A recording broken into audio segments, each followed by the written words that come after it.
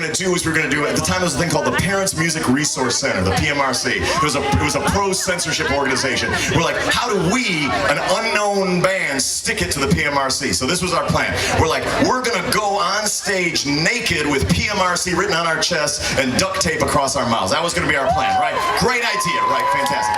So we're on tour with Lollapalooza. We're trying to pick what city to do it in, and like Philadelphia goes by, and we played a show somewhere in this area. We actually didn't do it here, and the reason why we didn't is because I'm not going to one band member who will not be named, like he didn't want to do it. He just like, I'm not going to do that. I'm like, dude, this is an important protest. We got to do this shit. He's like, I'm not going to do it. Like, dude, why do you not want to do this? He's like, because I have a very small penis.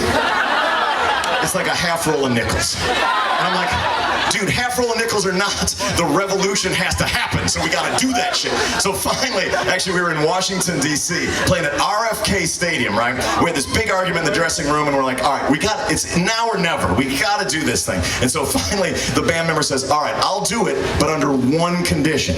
I'm gonna bust a nut on stage if we do it. I'm like, well, bro, that kind of changes the whole vibe. It's a whole different thing if one guy's busting a nut while other guys are really militant. And he's like, but you know what? In bands, you ever been in one? You gotta make compromise. So we're like, all right, we're gonna do the protest and you're gonna bust a nut. Whatever, let's go. Here we go. No one knows about it. Now our crew, no, but just the tour manager, because he's got the bail money, right?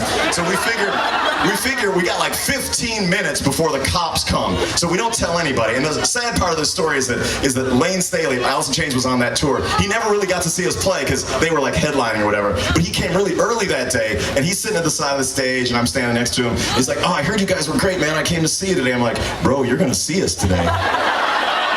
Oh, you're gonna see us today. So it's time for us to go. We were the opening band on the whole Lollapalooza, which was this big new phenomenon. There's 45,000 people in a football stadium, and it's time to go on. And we're standing on the side of the stage, we shoot, and we're underneath. We got the duct tape and the PMRC. We walk out there butt ass naked in front of 45,000 people with the guitars feeding back, and the place goes ape shit, right? We're like, yeah, it's Rage Against the Machine, and 3 of them are hung. Yeah.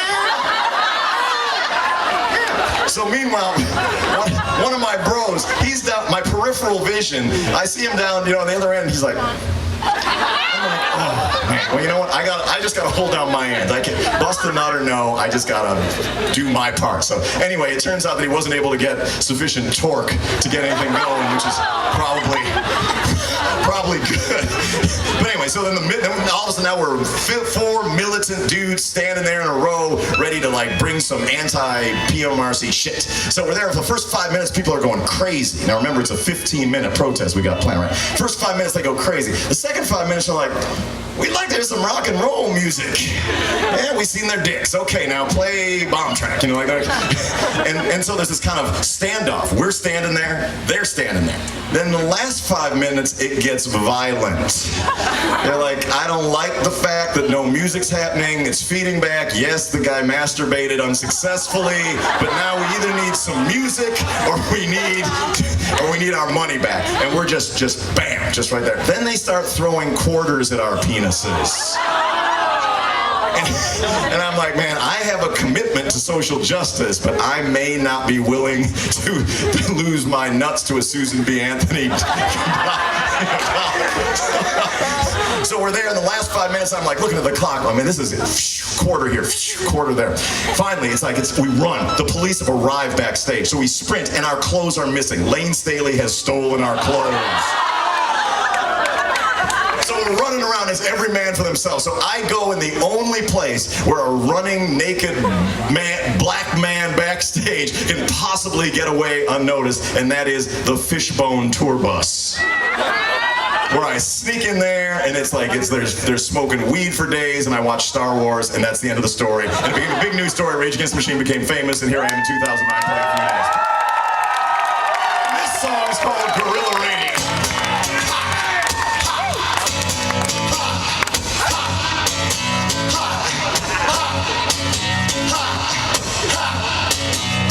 A transmission, Third World War, third round. A decade of a weapon of sound above ground.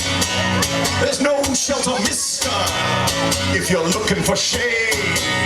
I lick shots, mister, at the brutal little charade. All the fisted guns, all the bullets and bombs. Who stuffed the banks? Who staffed the party ranks? War for gore, or the son of a drug lord? None of the above, mister. Fuck it, cut the cord. Lights out, Guerrilla Radio. Lights out, Guerrilla Radio. Lights out, Guerrilla Radio. Turn that shit up, let's go. Ha, ha, ha, ha, ha, ha, ha, ha. I hijack the frequencies. I block the beltway. I move on DC. Now we're way past the days, my friend, of bombing MCs. Go on, Mumia. Go on, be free.